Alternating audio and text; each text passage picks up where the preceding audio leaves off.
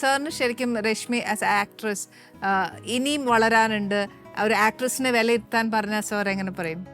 ഞാൻ സത്യം ഇച്ചിരി ജാടയിൽ ഇരിക്കുന്നുണ്ട്, മൈൻഡ് ചെയ്യണ്ട. അല്ല, ജാടയിലൊക്കെ ഇരിക്കും.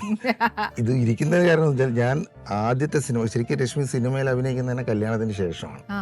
കല്യാണത്തിന് ശേഷമാണ് ഞാനാണ് മനസ്സിനക്കരയുടെ കാസ്റ്റിംഗ് വന്ന സമയത്ത് ഞാൻ പറഞ്ഞിട്ട് പോയി അഭിനയിച്ചു. അപ്പോഴും പോവാതിരിക്കുകയായിരുന്നു.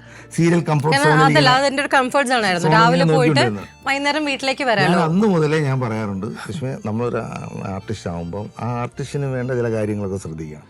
അങ്ങനെ ഞാൻ പറഞ്ഞ് ഞങ്ങൾ എപ്പോഴും വഴക്കുണ്ടാവാറുണ്ട്. രശ്മി അതിലൊന്നും ബോധേടല്ല. ഇപ്പൊ കുറച്ച് നാളായിട്ട് ഒന്നും അത്യാവശ്യം ഒന്നും അതിന്റെ സ്വയം തോന്നുമല്ലോ. നമ്മളെ അപ്ഗ്രേഡ് ചെയ്ത് അപ്ഡേറ്റ് ചെയ്യാന്ന് പറയുന്ന സാധനം ഉണ്ടല്ലോ. ഇപ്പൊ ആരൊക്കെ എന്തൊക്കെ പറഞ്ഞാലും നമുക്ക് ബേസിക്കലി ഉള്ളെന്ന് തോന്നണല്ലോ, ഇന്ന കാര്യം ചെയ്യണം, ഇന്നതൊക്കെ തന്നെ. അങ്ങനെ ഞാൻ എനിക്ക് വേണ്ടിയിട്ടുണ്ട് നമ്മളൊരു കംഫോർട്ട് സോണിൽ എത്തണം. അല്ല, കംഫർട്ട് സോണിൽ നിന്ന് പുറത്തേക്ക് വരണം എന്നുള്ളതാണ്.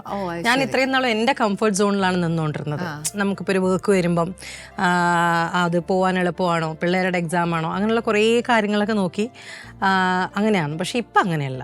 മേ ബി ആ ഏജ് മാറുന്നതനുസരിച്ചുള്ള ചില റിയലൈസേഷൻ എന്നൊക്കെ പറയില്ലേ.